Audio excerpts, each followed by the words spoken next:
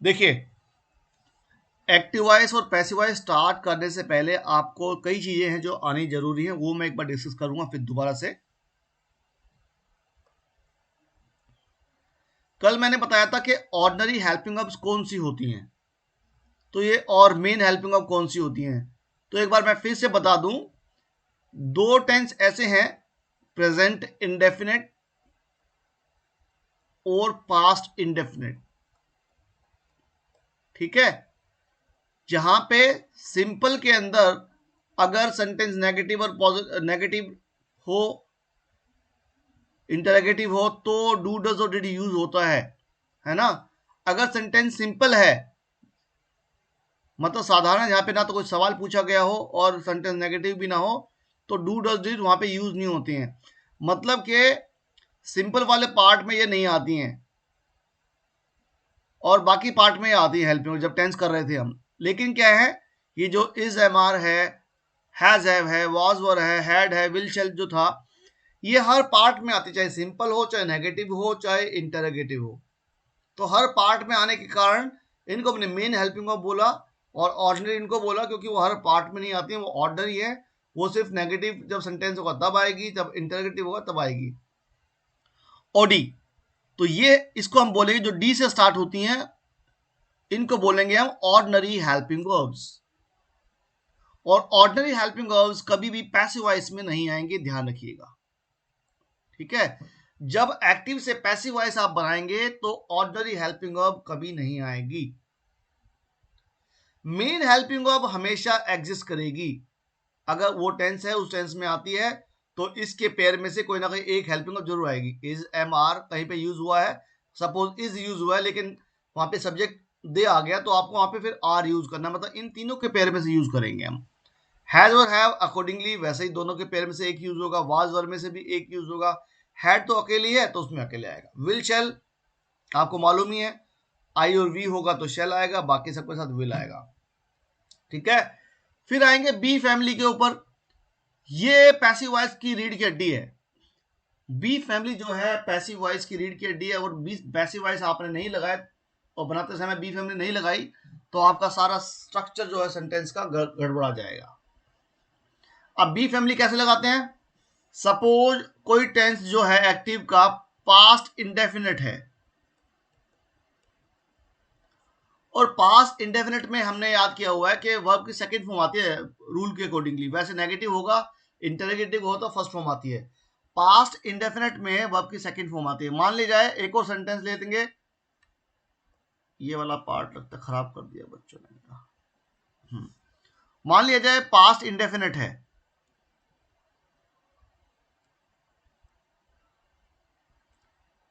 Past continuous indefinite तो ले लिया मैंने, उसके अंदर वर्ब की फोर्थ फॉर्म आती है। ठीक है, तो जब कोई सेंटेंस पास्ट कॉन्टिन्यूस का हम पैसिव वॉइस बनाएंगे तो ध्यान रखेंगे उसके अंदर कौन सी फॉर्म आती है, उसके अंदर फॉर्म आती है वर्ब की फोर्थ फॉर्म। फोर्थ फॉर्म आएगी तो हमें बी फैमिली की फोर्थ फॉर्म यूज करनी पड़ेगी। अगर किसी टेंस के अंदर वर्ब की सेकंड फॉर्म आती है तो बी फैमिली की हमें सेकंड फॉर्म यूज करनी पड़ेगी। ठीक है, अगर किसी टेंस के अंदर वर्ब की फर्स्ट फॉर्म आती है तो बी फैमिली की फर्स्ट फॉर्म यूज करनी पड़ेगी। किसी टेंस के अंदर वर्ब की थर्ड फॉर्म आती है तो बी फैमिली की थर्ड फॉर्म यूज करनी पड़ेगी। ठीक है, इस प्रकार से बी फैमिली को हमें यूज करना है। तो ये आप चार्ट अपने कॉपी पे बना लीजिए, जब हम करेंगे अभी तो आपको दिक्कत नहीं आएगी। ठीक है,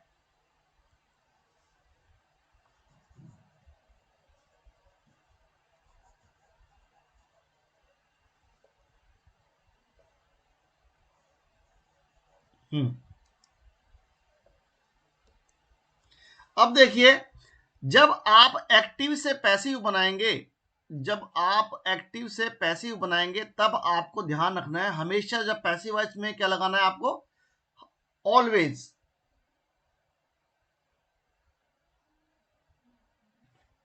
ऑलवेज जो हमेशा आपको पैसिव वॉइस के अंदर वर्ब की थर्ड फॉर्म लगानी है, ध्यान रखिएगा।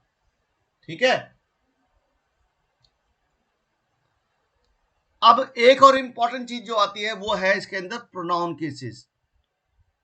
क्या है प्रोनाउन केसेस, वो ये है, आपने पढ़ा होगा, शी, ही, इट, इसको हम थर्ड पर्सन मानते हैं, तो ये अभी जो नरेशन करें जबकि बात है तो नॉमिनेटिव केस और सब्जेक्टिव केस माना जाता है। ये जो केस है सारे ये नॉमिनेटिव केस हैं, सब्जेक्टिव केस हैं।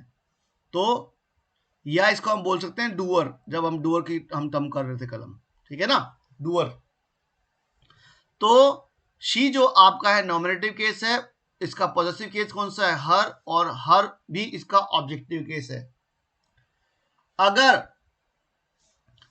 ये जो लिखा है देखिए पॉजिटिव प्लस नाउन, अगर कहीं पे लिखा हो पॉजिटिव केस इसका हर है और साथ में कोई नाउन लिखी हो, हर, मैंने बुक लगा दी, हर बुक, तो ये कभी भी चेंज नहीं होगा। अगर पॉजिटिव के साथ कोई नाउन लगी है पॉजिटिव केस के साथ, तो उसके केसेस को चेंज नहीं करते हैं, वो एज इट इज बस सब्जेक्ट के रूप में आ जाता है, उसको चेंज नहीं करेंगे। तो इन केसेस में नो चेंज हो जाएगा। किसके अंदर, ये वाले पॉजिटिव प्लस नाउन के केस में, ठीक है। ऐसे ही हिज, हिम, अगर हिज वाला आ गया तो हिज पेन, तो चेंज नहीं करना उसको। ऐसे ही इट्स आ गया, उसको चेंज नहीं करना है। यू, योर शर्ट, चेंज नहीं करना है, ठीक है। दे, देयर, देम, तो इन वाले केसेस को हमें टच नहीं करना है, बिकॉज ये चेंज नहीं होंगे, पॉजिटिव केस में आएंगे, पॉजिटिव के साथ में नाउन होगी, ठीक है। तो मोटे तौर पर हम सब्जेक्टिव केस को ऑब्जेक्टिव केस में बदलते हैं और ऑब्जेक्टिव केस को सब्जेक्टिव केस में चेंज करते हैं। कोई नाम होगा तो कोई भी नाम हो सकता है, राम लिख दिया मैंने तो राम्स एपोस्ट्रोफी एस फिर राम आ जाएगा। तो ये पॉजिटिव केसेस आपको यूज करने आने चाहिए, ठीक है। अब आते हैं एवी टू पीवी। कल मैंने बताया था आपको कि कोई सेंटेंस का स्ट्रक्चर क्या हो सकता है जब एक्टिव सेंटेंस होगा, तो वो होगा सब्जेक्ट। अगर उस टेंस के अंदर कोई हेल्पिंग वर्ब आती है तो वो आ रही होगी टेंस के अकॉर्डिंगली, फिर वहां पे वर्ब आती है और फिर ऑब्जेक्ट आता है। मोटे तौर पर जो बेसिक जो स्ट्रक्चर है एक्टिव वॉइस का वो ये स्ट्रक्चर होता है। जरूरी नहीं है कि वहां पे हमेशा हेल्पिंग वर्ब आती हैं, नहीं भी आ सकती हैं, और आएंगी तो वो मेन होंगी। अगर किसी सेंटेंस के अंदर एक्टिव के अंदर हेल्पिंग वर्ब आ रही है तो वो मेन होती है, डू, डज और डिड को छोड़कर, ठीक है, सेंटेंस अगर सिंपल है तो। अब जब इसका हम पैसिव वॉइस बनाएंगे, मैंने पीछे बताया अभी, तो आपको जब रूल बनाना है इसका तो ध्यान रखिए, ये जो ऑब्जेक्टिव केस होगा उस ऑब्जेक्टिव केस को आपने सब्जेक्टिव केस में कन्वर्ट कर देना है। कैसे, सपोज ये वाला हर आया तो ये आपका ऑब्जेक्टिव केस है, तो इसको आप कन्वर्ट कर देंगे, सब्जेक्टिव केस क्या होगा, शी में। हिम आया है तो हिम का सब्जेक्टिव केस क्या हो जाएगा, ही। इट आया है तो इट का सब्जेक्टिव केस इट हो जाएगा। यू आया है तो यू का सब्जेक्टिव केस यू ही रहेगा, ठीक है। बताऊंगा दोनों फर्क, दोनों तो सेम हो गए, दोनों में फर्क कैसे करते हैं मैं बताऊंगा अभी। देम आया है तो देम का सब्जेक्टिव केस क्या हो जाएगा, दे। हुम आएगा तो हुम का सब्जेक्टिव केस हु, राम का तो राम, ठीक है। तो इस प्रकार इस ऑब्जेक्टिव केस को हम सब्जेक्टिव केस में कन्वर्ट कर लेंगे। अगर उस सेंटेंस में हेल्पिंग वर्ब डू, डज और डिड दे रखी हो, तो मैंने बताया था कि जब पैसिव वॉइस आएगा तो वो उसमें कभी नहीं आएंगी। ध्यान रखिएगा, जब पैसिव वॉइस आएगा तो उन हेल्पिंग वर्ब्स को हमें रिमूव कर देना है। हाँ, अगर इनके बदले कोई और हेल्पिंग वर्ब है जिसको हम बोलते हैं मेन हेल्पिंग वर्ब, जैसे is, am, are, was, were, had, has, have, will, shall, तो वो एग्जिस्ट करेंगी उसके एक पेयर में से जो सब्जेक्ट डिमांड करेगा। अगर ये सब्जेक्ट सिंगुलर है तो सिंगुलर आएगा उसमें से, अगर ये सब्जेक्ट आपका प्लूरल है तो उस वर्ब के पेयर में से जो है, जो प्लूरल के साथ जो आएगी नाउन के साथ, वो हेल्पिंग वर्ब लगाएंगे हम, ठीक है। तो उसको बोलेंगे एमएचवी तो रहेगी, ऑर्डिनरी जो आएगी डू, डज, डिड होगा तो हट जाएगा, ठीक है। एमएचवी आपकी हमेशा रहेगी अगर है तो एमएचवी प्लस हेल्पिंग वर्ब रोल खत्म हो गया। अब आता है, मैंने बताया था बी फैमिली जो है इसकी रीढ़ की हड्डी है, बी फैमिली लगाएंगे। सपोज ये जो सेंटेंस है ऊपर, इस सेंटेंस का जो पार्ट है वो मान लिया जाए वो है प्रेजेंट कॉन्टिन्यूअस। ठीक है, प्रेजेंट कॉन्टिन्यूअस के अंदर टेंस के अंदर कौन सी वर्ब आती है? वर्ब की फोर्थ फॉर्म। तो बी फैमिली जब यूज करेंगे यहां पे, उसकी बी फैमिली की फोर्थ फॉर्म यूज करेंगे यहां पे हम। ठीक है, टेंस में जो वर्ब आएगी वही वर्ब यूज करेंगे। फिर आएगा ये जो वर्ब है आपकी वो कन्वर्ट हो जाएगी किसके अंदर? वर्ब की थर्ड फॉर्म के अंदर। पैसिव वॉइस में हमेशा वर्ब की थर्ड फॉर्म लगानी है, ध्यान रखिएगा। बिल्कुल भी आंख मीच के आप वर्ब की थर्ड फॉर्म ही लगाएंगे, कुछ और नहीं लगाएंगे। ठीक है, फिर जो सब्जेक्ट आएगा उसको पीछे ले आएंगे, बाय लगाएंगे, और बाय लगाकर इस सब्जेक्ट का जो है हम बना देंगे ऑब्जेक्टिव केस। सब्जेक्ट का ऑब्जेक्टिव केस क्या है? मान लिया शी आया तो शी का ऑब्जेक्टिव केस क्या है? हर। ही आया, ही का ऑब्जेक्टिव केस है इट, सॉरी हिम। इट का ऑब्जेक्टिव केस इट। यू का ऑब्जेक्टिव केस यू। दे का ऑब्जेक्टिव केस देम। हु का ऑब्जेक्टिव केस हुम। राम का राम। तो इस प्रकार से आपको ये लगाना है। ठीक है, कोई डाउट? नहीं डाउट है कोई? ये चीज अगर आपको समझ में आई है यहां तक तो एक बार तो मैं आगे चलूं आप लोगों के पास। क्लियर है यहां तक? बताइए, किसी बच्चे को डाउट है? क्योंकि बेसिक स्ट्रक्चर जब तक आपको क्लियर नहीं होगा ना दिक्कत आएंगी।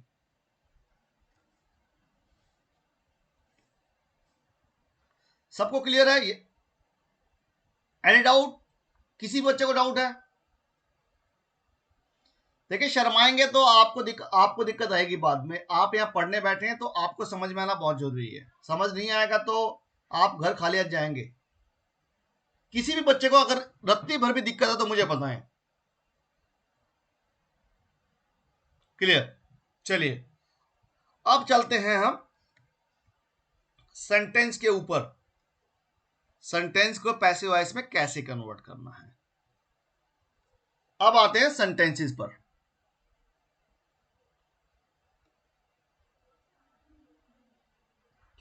अब मैं 4 सेंटेंस लूंगा मिक्स करके, तो ठीक है, 1 बाय 1 लूंगा इसी पेज पर। He helps me. आसान सेंटेंस लूंगा, मुश्किल नहीं लूंगा, पहले बता रहा हूं मैं भी, ताकि सबको समझ में आए। ये इसका सब्जेक्टिव केस है, ही मैंने बताया आपको। हेल्प्स वर्ब की फर्स्ट फॉर्म है और साथ में एस या इस लगा हुआ है। वर्ब की फर्स्ट फॉर्म के साथ एस या इस कब लगता है, किस टेंस में लगता है, वो आपको पहले चेक करना है। ये ऑब्जेक्टिव केस है। आपको कुछ नहीं करना, सबसे पहले चेक करना है टेंस कौन सा है। अगर आपने टेंस आइडेंटिफाई कर लिया और वर्ब आइडेंटिफाई कर ली, कोई दिक्कत ही नहीं होगी। ये टेंस कौन सा है? Present indefinite. ठीक है, प्रेजेंट इंडेफिनेट के अंदर हेल्पिंग वर्ब कौन सी आती है? डू और डज आता है ना।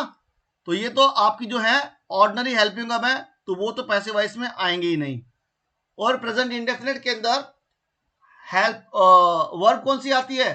वर्ब की फर्स्ट फॉर्म, जो कि यहां पे खुद लिखी भी है। ये वर्ब की फर्स्ट फॉर्म ही है ना, कोई और तो फॉर्म नहीं है ये। तो जब आप बी फैमिली लगाएंगे तो बी फैमिली की फॉर्म भी आपको कौन सी लगानी है? फर्स्ट फॉर्म ही लगानी है, ध्यान रखेंगे। जब आप बी फैमिली यूज करेंगे तो बी फैमिली की फॉर्म भी आपको फर्स्ट फॉर्म यूज करना है, कुछ और यूज नहीं करनी। अब आते हैं, मैंने बताया था इस ऑब्जेक्टिव केस को आपने बना लेना है क्या? Subjective case. तो मी का सब्जेक्टिव केस क्या था? मी का आई तो लिखा ही नहीं मैंने इसमें ना, तो मी, आई, माय और मी ये रह गया था, और वी भी रह गया था। यहां पे ले देता हूं मैं, वी, आवर, अस। ठीक है, तो मी का जो सब्जेक्टिव केस क्या है? आई। मी का जो सब्जेक्टिव केस क्या है? आई है। तो इसको मैंने कन्वर्ट कर दिया आई के अंदर। तो ये जो हुआ उस ऑब्जेक्ट का, उस ये केस तो ऑब्जेक्ट था, लेकिन इसका मैंने क्या बनाया? सब्जेक्ट बना दिया। अब एज पर रूल क्या था हमारा? अब आएगी हेल्पिंग वर्ब। हेल्पिंग वर्ब क्या है इसके अंदर? डू डज, और डू डज है ना, तो डू डज तो आता ही नहीं पैसिव वॉइस के अंदर, तो ये तो हट गया। अब क्या आएगा? अब आएगी मैंने कहा था मेन हेल्पिंग वर्ब, तो मेन हेल्पिंग तो है नहीं उसके अंदर, डूडस रूल के अकॉर्डिंग, तो डूडस तो मेन हेल्पिंग नहीं, ऑडी है, वो आएगी नहीं। अब आएगी बी फैमिली। बी फैमिली कौन सी है?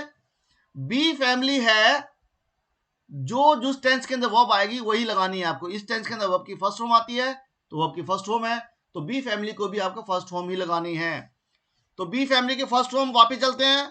बी फैमिली की फर्स्ट फॉर्म कौन सी है? बी फैमिली की फर्स्ट फॉर्म है इज एम आर।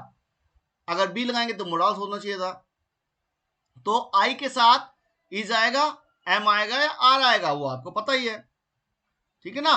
तो आई के साथ लगेगा बी फैमिली में से एम। अब बी फैमिली आ गई आपकी, बी फैमिली भी लग गई, अब लगा देंगे वर्ब की थर्ड फॉर्म। तो हेल्प की थर्ड फॉर्म क्या हुई? हेल्प की थर्ड फॉर्म हो गई हेल्प्ड। क्लियर है? हेल्प्ड। थर्ड फॉर्म लगाने के बाद आपको लगा देना है बाय। बाय के बाद ये जो होगा सब्जेक्ट का ऑब्जेक्टिव केस बनाएंगे, सब्जेक्ट का ऑब्जेक्टिव केस। ही का ऑब्जेक्टिव केस क्या होगा? ही का ऑब्जेक्टिव केस जो है वो है हिम, ठीक है। तो अब लगा देंगे यहां पे हिम। ये बन गया आपका सब्जेक्ट का ऑब्जेक्टिव केस, ये आपकी आ गई वर्ब की थर्ड फॉर्म, ये आपकी बी फैमिली हो गई, और ये बाय लगा दिया। क्लियर है जी? डाउट है किसी को? किसी बच्चे को कोई डाउट इस सेंटेंस के अंदर? ब्लैंक स्क्रीन दिख रही है किसको? भारती, स्क्रीन दिख रही है सबको? मेरी स्क्रीन दिख रही है सबको? ओके। भारती एक बार दोबारा से आप ना उसको एग्जिट करके दोबारा से ज्वाइन कर लीजिए, आपके कई बार नेटवर्क की दिक्कत हो सकती है।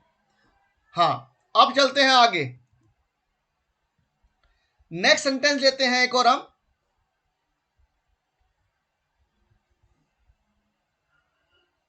इसी पेज पे लेता हूं या अगले पेज पे नहीं, इसी पेज पे लेता हूं।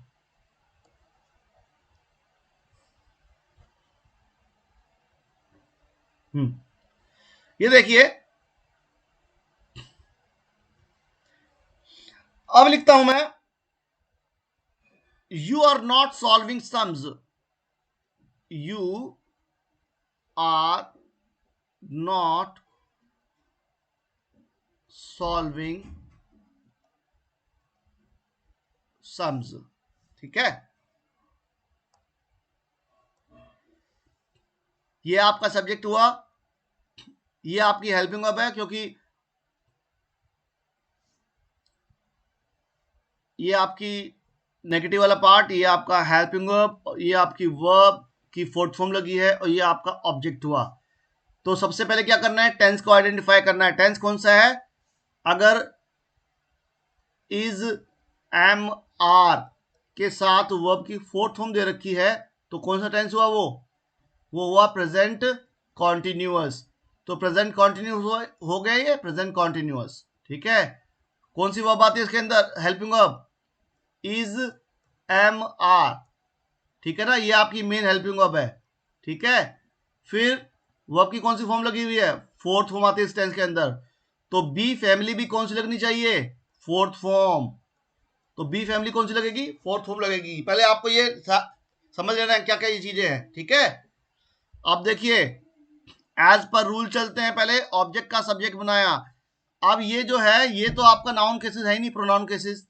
ये तो नाउन है ना। सिर्फ प्रोनाउन केसेस चेंज होंगे, जो बाकी नाउन जो होगी वो एज इट इज आ जाएगी, उसको आपको नहीं बदलना है। सम्स। लेकिन ये जो नाउन है, ये जो नाउन है ये क्या है? ये है नाउन प्लूरल, प्लूरल नाउन है, ठीक है। ये जो नाउन है ये क्या है? ये प्लूरल नाउन है।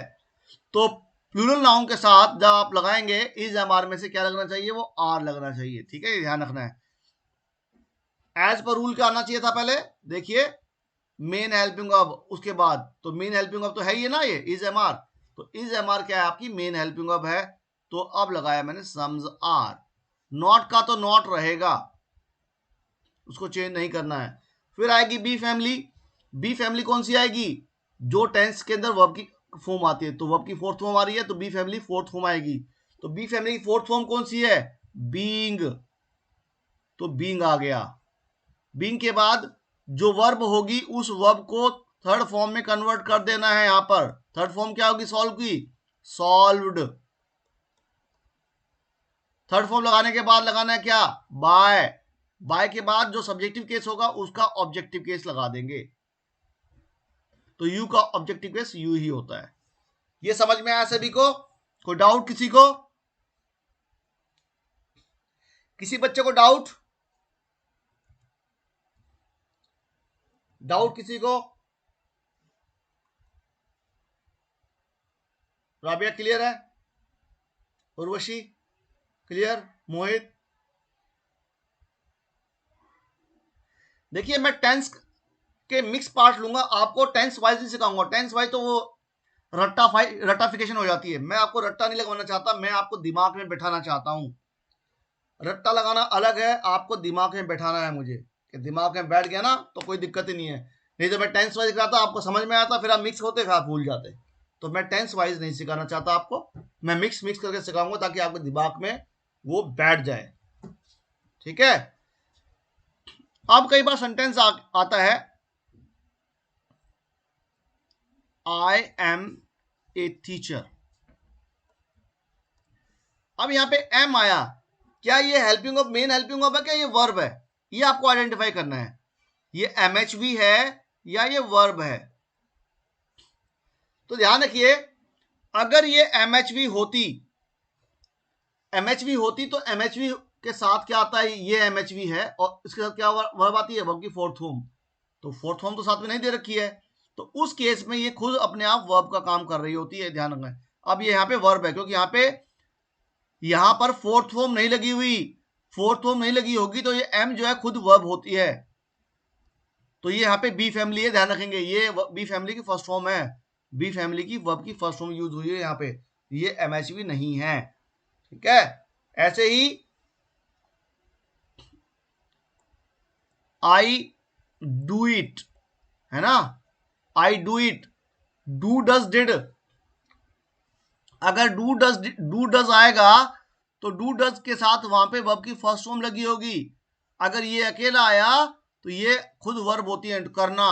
तो यहां पे ये वर्ब है, ध्यान रखिएगा, ये क्या है? ये वर्ब है। तो इसका जब पैसिव वॉइस बनाएंगे तो क्या बनेगा? इट। वर्ब की ये फर्स्ट फॉर्म हुई, और फर्स्ट फॉर्म तो बी फैमिली की फर्स्ट फॉर्म आ जाएगी, क्या आएगा? इज, इट इज, डन, फिर बाय, फिर मी। समझ में आया ये बात जो समझाई मैंने आप लोगों को? ये क्लियर हुई? आई डू इट वाला सेंटेंस और I am a teacher sentence clear हुआ? डाउट है किसी को?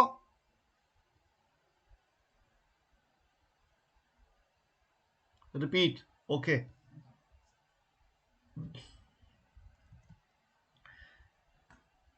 दोबारा बताता हूं।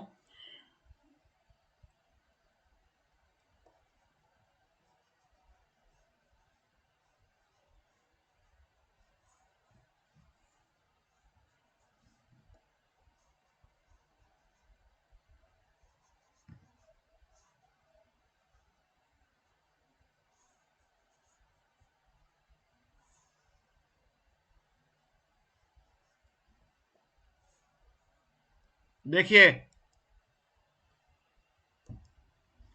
सपोज सेंटेंस आया आई एम ए टीचर।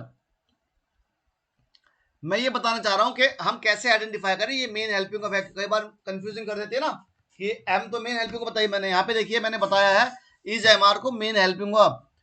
वो तब बताया है जब इज एम आर के साथ, देखिए अगर इज एम और आर के साथ में वर्ब की फोर्थ फॉर्म दे रखी होगी ना, वर्ब की फोर्थ फॉर्म, तब तो ये जो इज एम आर है ये मेन हेल्पिंग ऑफ है। लेकिन अगर इज एम आर के साथ कोई भी वर्ब नहीं दे रखी होगी ना, तो उस केस में खुद ये वर्ब होती हैं, वो भी बी फैमिली की फर्स्ट फॉर्म होती हैं फिर ये। ठीक है? ऐसे ही इसी प्रकार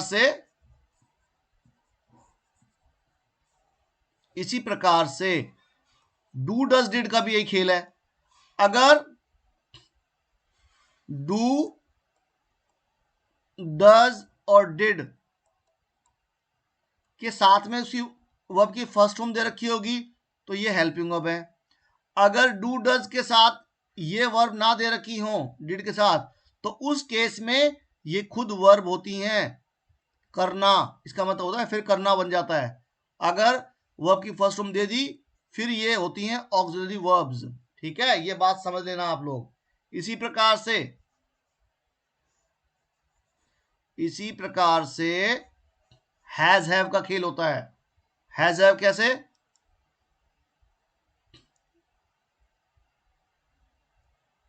हम्म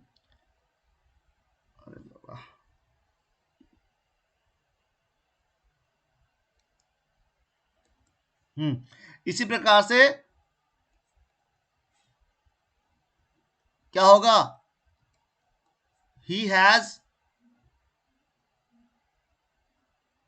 हिज बुक्स, जैसे आया ही हैज हिज बुक्स, तो हैज के साथ यहां पे देखिए, अगर हैज के साथ हैज और हैव के साथ में वर्ब की थर्ड फॉर्म दे दी होगी तो ये फिर हेल्पिंग वर्ब है। अगर हैज और हैव के साथ में वर्ब की थर्ड फॉर्म नहीं दे रखी है तो फिर ये खुद वर्ब बन जाती हैं। और हैज और हैव का मतलब क्या होता है? पोजीशन होता है।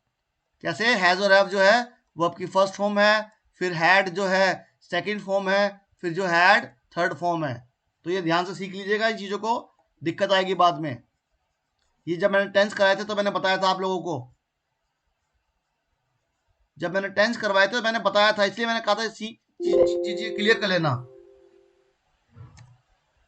ओह,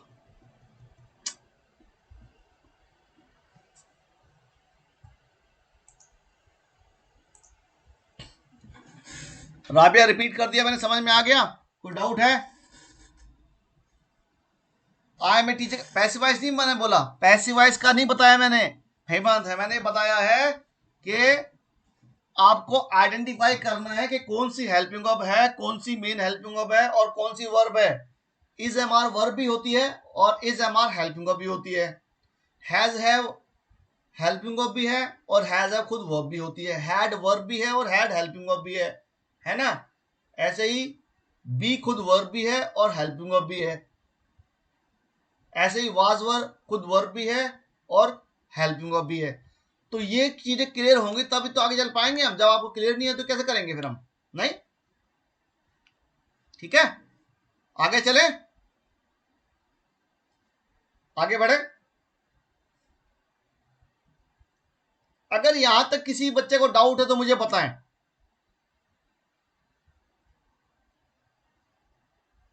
अगर यहां तक किसी बच्चे को डाउट है तो मुझे बताएं।